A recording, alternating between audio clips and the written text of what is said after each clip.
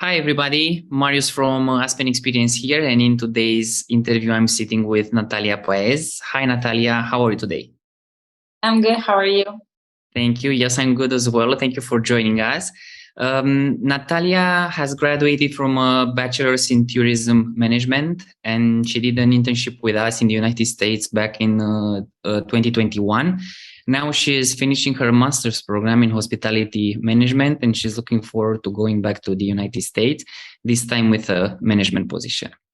Let's jump right into it and see how she does nowadays, how Aspen experience has helped her jumpstart her career, and how she has benefited from that.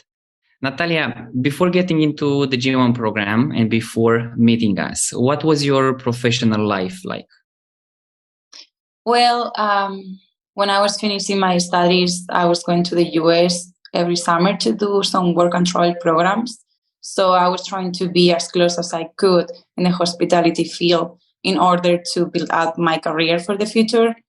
And then when I graduated from my bachelor's in Spain, I did an internship, a small one in Madrid in a hotel. So that helped me to get the position I got when I went to the United States with Aspen Experience. Okay, that's nice. And during that program, while you're still in the university, how did you hear about Aspen Experience and the career services that we offer? So when I graduated, I was looking to go back to the United States.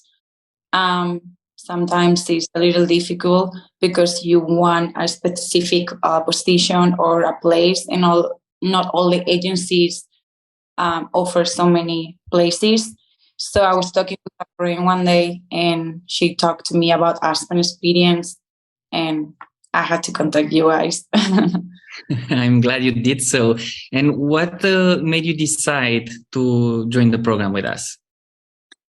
Well, mostly it was how close you were working with the students. You were giving us your phone numbers, and we were getting the answers really quickly. If we have a doubt, you guys were supporting us all the time. And for me, that was my biggest thing, because usually you have to go after everyone and they don't reply to you, and you have so many doubts, and you are looking for someone who provides you, all what you need. Mostly is attention in that case. So I loved it was you had so many offers for the internship, and there were so many options. Okay. Walk me a little bit through what happened after signing up. How would you describe the way our team guided you through the process, and how long did it take for you to get to the United States? So unfortunately, COVID hit. So it took me a little bit to get to the United States. But after we signed up all the process and we paid and all of that, everything was really smooth because we had your support constantly, and you were updating us through the phone, by WhatsApp, not even email. Well, sometimes, but it was really fast. I think I chose my employee, and then we have the interview like 2 weeks after, something like that. It was really quick. And then I got hired, I don't think it was 3 days after. And all the documentation and paperwork got really fast. Also by the sponsor that you were working with. It was really smooth. I'm happy to hear that. And I want to mention it out there for our audience that you fall under the category what we call the ideal participant. And you've been following our guidance very, very quickly. You would respond, you would fill out all the paperwork on time. And then, as you said, the pandemic hit, and I remember the embassies were closed in most of the countries. And you and your friend Alba, you happened to travel to Romania to apply for the visa interview at the US Embassy in Bucharest. And I had the pleasure of meeting you and Alba in person. But I love the way your process was being delayed by months, but you're patient and you understood that this is things that happen outside of anyone's control, and you followed our guidance, and eventually you made it to US safely. Yeah, actually, when you really want something, you gotta be patient and try to see what all the options you have. And it was really nice to meet you and Claudia. It was really nice. So we have a good time in Romania. We did. Talking about the process, how did you choose your employer? Let's tell everyone, what employer did you choose and what made you decide they will be beneficial for your career? So I chose the Hotel Crescent Court in Dallas, Texas. I don't know why. I've been to other states before, but this time I really wanted to go to Texas to, I don't know, to experience that countryside, cowboy, everyone is talking about. And when I was checking all the offers, I saw this hotel because you guys had so many offers in Austin and all of that. And I liked that it was a luxury hotel, a boutique one. It was not a franchise. Sometimes when it's a franchise and it's a big hotel, I feel they don't pay attention as much as it would be a small hotel or company. So this one was a small hotel, and it was in the heart of Dallas. And I thought that that's what I wanted because I truly wanted to learn. So that was a really good fit for me, being a small hotel in Dallas.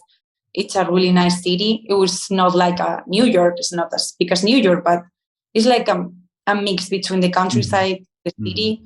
So it felt really warm to be there. I love that you went for the experience, for the cultural experience, and that was your focus. And I guess you got most of the things that you wanted. By the way, were your expectations met during your internship? Absolutely. It was even more than that. It was a really good hotel. The employees, they welcomed me really nicely. Everyone tried to help me, and I had the opportunity to learn more and do more than I was supposed to do. So it's a really big, a small property, but the management and everyone is awesome. You will learn a lot over there. Okay, and in terms of passing the employer interview, the sponsor interview, the visa interview, how would you say our team prepared you to pass those successfully? So you guys guide us to go through these interviews and with all this advice and all of that. You just have to realize that you have to be honest, be calm, and just say what you know. And you're always going to be nervous, but you guys provide everything, every tool. If we have doubts or whatever, we can do the mock interviews and all of that. But at the end of the day, it's up to you. If you're going to be calm, you're going to do great. You just have to be positive. But you guys were really helpful. Thank you, Natalia. And yes, I completely agree with you. I always tell all our participants that you'll always be nervous in your professional life when you're encountering something that is very important to you. I had tens of interviews, and every single time I'm nervous.